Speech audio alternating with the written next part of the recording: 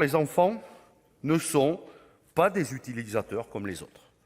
Et à ce titre, plus ils sont jeunes, plus ils doivent être protégés et informés face à la multiplication de contenus dangereux ou inappropriés.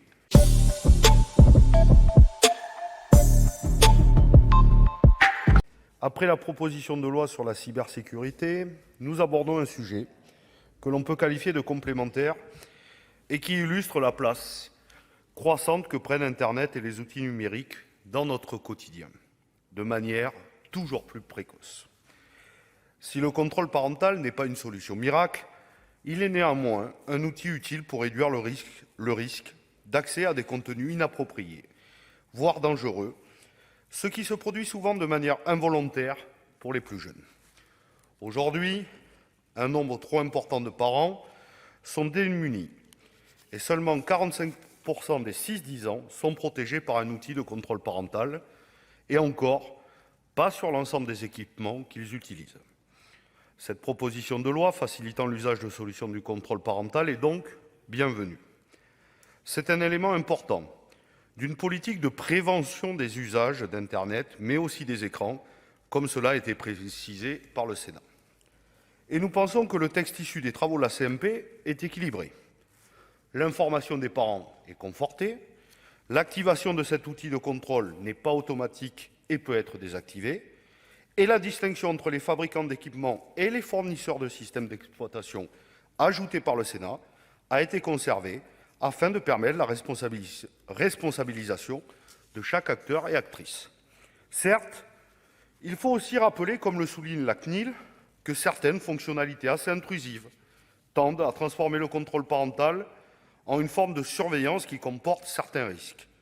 Le risque d'altérer la relation de confiance entre les parents et le mineur, le risque d'entraver le processus d'autonomisation du mineur, ou encore le risque d'habituer le mineur à être sous surveillance constante.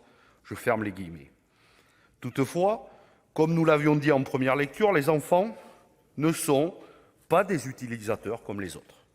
Et à ce titre, plus ils sont jeunes, plus ils doivent être protégés et informés face à la multiplication de contenus dangereux ou inappropriés.